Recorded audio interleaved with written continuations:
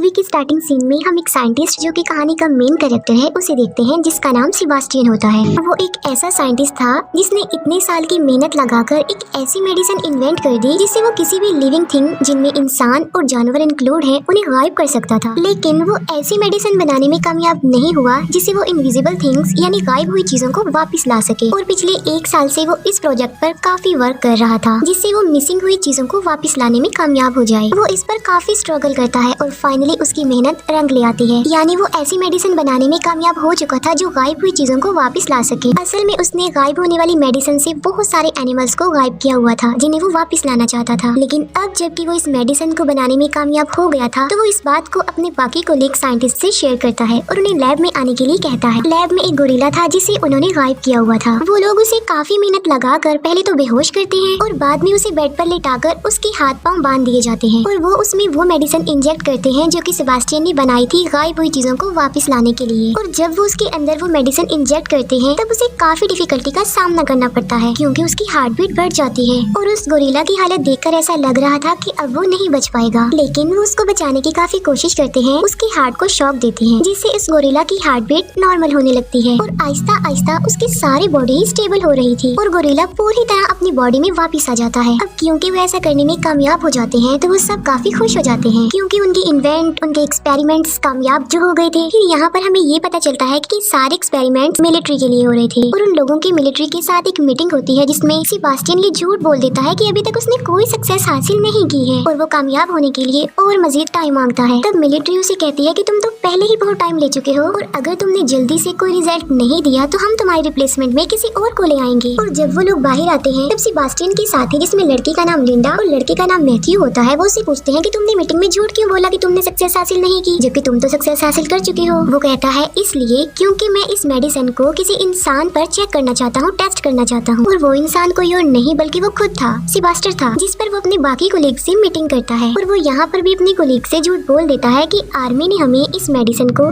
इंसानों पर टेस्ट करने की परमिशन दे दी है जबकि ऐसा कुछ नहीं था और मैं इसे अपनी ही बॉडी पर टेस्ट करना चाहता हूँ। और लिंडा और मैथ्यू भी उसका इस बात पर साथ देते हैं, हालांकि ये झूठ होता है, ऐसा कुछ नहीं होता। सेबास्टियन अपनी बॉडी में गायब होने वाली मेडिसिन इंजेक्ट करवाता है जिसकी वजह से उसे काफी पेन होती है और आखिरकार वो गायब हो जाता है। लेकिन वो साथ साथ बेहोश भी हो जाता है और उसे वापस होश में आते आते तकरीबन 17 घंटे लग जाते हैं। और जब वो होश में आता है तब वो लाइट को बेयर नहीं कर पा रहा था और वो लाइट ऑफ करने के लिए कहता है। तब सारी लाइट्स ऑफ करवा दी जाती हैं। सेबास्टियन अब कम्प्लीटली गायब हो चुका था और उसकी बॉडी का टेस्ट किया जाता है, यानी उसकी बॉडी का चेकअप होता है जिसपे पता चलता है कि उसकी बॉडी बिल्कुल नॉर्मल है। आसपास जितनी भी गर्ल्स होती हैं वो खुद को सेफ महसूस नहीं कर रही थी बल्कि वो अनकंफर्टेबल फील कर रही थी क्योंकि उन्हें अपने आसपास सेबास्टियन की प्रेजेंस का एहसास हो रहा था। 3 दिन गुजर चुके थे और अब सेबास्टियन को विजिबल करने यानी वापस उसे उसकी बॉडी में लाने का टाइम हो चुका था और वो उसमें वो मेडिसिन इंजेक्ट करते हैं जिसे वापस लाया जा सकता हो। तब फिर से सेबास्टियन को पेन होती है और मुसीबत की बात ये होती है कि वो विजिबल भी नहीं हो पाता और उसकी हालत काफी नाजुक हो जाती है। वो अपनी मौत के बहुत करीब होता है।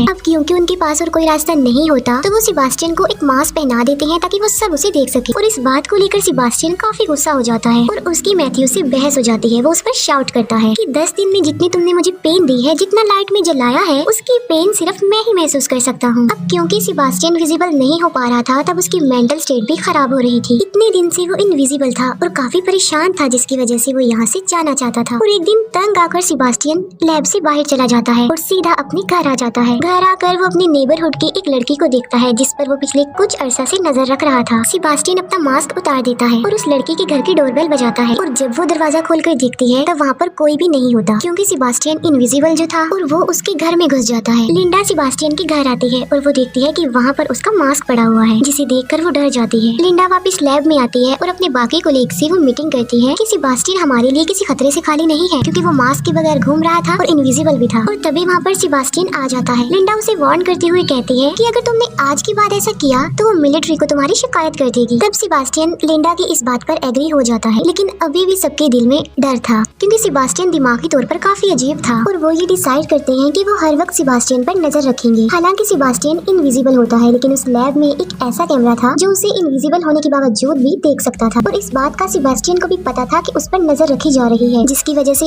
अब वो इस लैब से बाहर नहीं जा सकता और इसीलिए वो कैमरा की सेटिंग को खराब करके पिछले सडनली कोई रिकॉर्डिंग प्ले कर देता है जिससे सबको ये लगे कि वो अभी भी लैब में है, और ऐसा करके वो लैब से बाहर चला जाता है और वो सीधा लिंडा के घर जाता है। और वहाँ जाके उसे पता चलता है कि लिंडा और मैथ्यू रिलेशनशिप में है, जिस पर उसे काफी गुस्सा आता है क्योंकि वो लिंडा को लाइक करता था। और गुस्से में आकर वो उसके घर की विंडो का ग्लास तोड़ देता है। और लिंडा जब बाहर देखती है तब वहाँ पर कोई नहीं होता। तब उसे डाउट होता है कि कहीं ये सेबास्टियन तो नहीं है, और ये बात कंफर्म करने के लिए वो लैब में कॉल करती है। और लैब में जो आदमी होता है वो लिंडा को बताता है कि सेबास्टियन यहीं पर है, क्योंकि अभी भी वहाँ पर वो पुरानी वीडियो फुटेज चल रही थी जब सेबास्टियन बेड पर लेटा हुआ था, जिसकी वजह से वो समझता है कि सेबास्टियन वहीं पर है, लेकिन वो वहाँ पर नहीं होता। सेबास्टियन जब लैब में वापस आता है तब उसे काफी गुस्सा आया होता है और वहाँ पर वो एक डॉग को मार डालता है। नेक्स्ट डे जब एनिमल डॉक्टर जानवरों को खाना देने आती है तब वो देखती है कि वो डॉग मरा हुआ है, और वो इस बारे में सेबास्टियन से पूछती है कि कहीं ये तुमने तो नहीं किया, जिस पर सेबास्टियन उसे कहता है कि मैं इस बारे में कुछ नहीं जानता। तब कंफर्म करने के लिए वो सारे वीडियो फुटेजेस चेक करती है, लेकिन उसे कुछ भी पता नहीं चल पाता। रात को फिर से सेबास्टियन लिंडा के घर पर जाता है और वहाँ पर लिंडा को सेबास्टियन की प्रेजेंस का एहसास होता है और उसे शक होता है कि वहाँ पर जरूर कोई ना कोई है, और इस बार वो खुद लैब जाकर चेक करती है। तब उसे पता चल जाता है कि सेबास्टियन ने उन्हें पागल बनाने की कोशिश की है, क्योंकि वहाँ पर सेबास्टियन होता ही नहीं है। तब वो डिसाइड करती है कि ये बात वो अपने सीनियर डॉक्टर को बता देगी। तब लिंडा और मैथ्यू उस सीनियर डॉक्टर के पास जाते हैं और उन्हें सब कुछ बता देते हैं। ये बात सुनकर उस डॉक्टर को काफी गुस्सा आता है और वो लिंडा और मैथ्यू को इस प्रोजेक्ट से हटा देते हैं। उन दोनों के जाते ही वो सीनियर डॉक्टर इस बात को अपने बाकी साथियों को भी बताने लगे थे, लेकिन वो फोन डेड हो गया था। और तभी वहाँ पर सेबास्टियन पहुँच जाता है और सीनियर डॉक्टर को पानी में डुबोकर मार डालता है। नेक्स्ट मॉर्निंग सेबास्टियन वापस लैब में आ जाता है। लिंडा और मैथ्यू उस सीनियर डॉक्टर की कॉल का वेट कर रही थी, क्योंकि आज उनकी मीटिंग थी। अब क्योंकि वो सीनियर डॉक्टर मर चुका था तो उसकी कोई भी कॉल नहीं आती। तब चेक करने के लिए लिंडा उस डॉक्टर के घर पर कॉल करती है। तब उसे पता चलता है कि डॉक्टर की पानी में डूबने की वजह से डेथ हो गई है। तब लिंडा डिसाइड करती है कि वो इस प्रोजेक्ट के बारे में सबको बता देगी, क्योंकि सेबास्टियन की रियलिटी यानी कि वो इनविजिबल है ये सिर्फ वही लोग जानते थे जो लैब में थे, बाकी और किसी को भी इस बारे में कुछ नहीं पता था।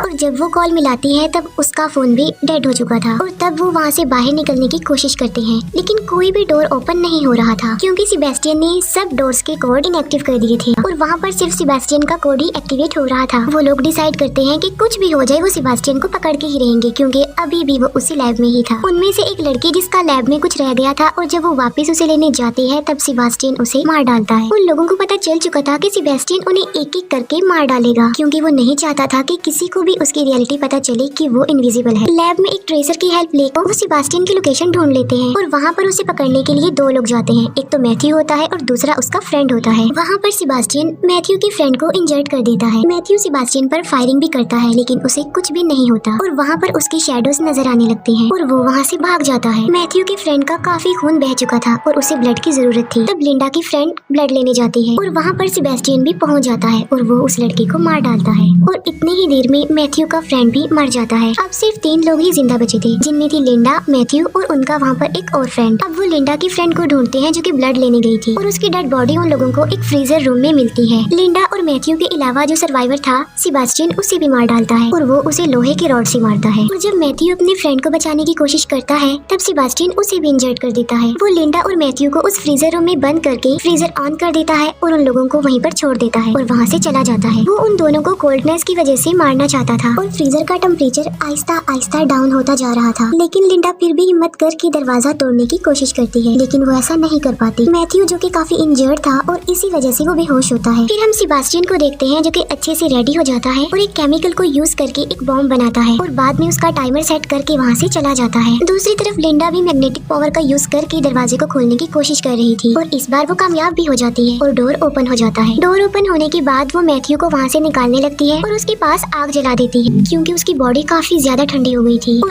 अब लिंडा उस जगह पर जाती है जहाँ पर सेबास्टियन होता है। सेबास्टियन जो कि लिफ्ट में था, और लिफ्ट का दरवाजा बंद होने ही वाला होता है कि तभी वहाँ पर लिंडा आ जाती है। लिंडा के हाथ में एक सिलेंडर होता है जिसे वो जलाकर सेबास्टियन को जला देती है। सेबास्टियन जो कि सारा जल चुका था, तो आहिस्ता आहिस्ता उसकी बॉडी भी जलती जा रही थी। अब क्योंकि सेबास्टियन इंजर्ड भी था और काफी गुस्से में भी था, तो वो लिंडा से अपना रिवेंज लेना चाहता था, उसे किसी भी सूरत में मारना चाहता था। फिर लिंडा आग बुझाने वाली पाइपलाइन को ऑन कर देती है, जिससे वहाँ पर पानी गिरने लगता लगता है। अब सेबेस्टियन हल्का हल्का नजर आने लगा था और वो लिंडा को काफी बुरे तरीके से मारने लगता है और उसकी गर्दन पर पाँव रख कर उसका गला दबाने की कोशिश करता है। लिंडा ऑलमोस्ट मरने ही वाली होती है कि तभी वहाँ पर मैथ्यू आ जाता है, जिसके हाथ में लोहे का एक रॉड होता है और वो उस लोहे के रॉड से सेबेस्टियन के सर पर स्टैब करता है, जिससे सेबेस्टियन वहीं पर ही गिर जाता है। फिर मैथ्यू लिंडा को उठाता है और वो दोनों वहाँ से जाने लगते हैं। सेबेस्टियन जो कि अभी तक मरा नहीं था बल्कि जिंदा था और वो उसी रॉड को उठा लेता है और वो उस रॉड से मैथ्यू को मारने ही वाला होता है कि मैथ्यू को पता चल जाता है। तब मैथ्यू सेबेस्टियन को धक्का दे देता है और वो रॉड इलेक्ट्रिक वायर से टकरा जाता है और करंट सेबेस्टियन की पूरी बॉडी में फैल जाता है, जिसकी वजह से सेबेस्टियन वहीं पर गिरकर बेहोश हो जाता है। फिर लिंडा और मैथ्यू उस जगह पर जाते हैं जहाँ पर सेबेस्टियन ने वो बॉम्ब सेटअप किया हुआ था।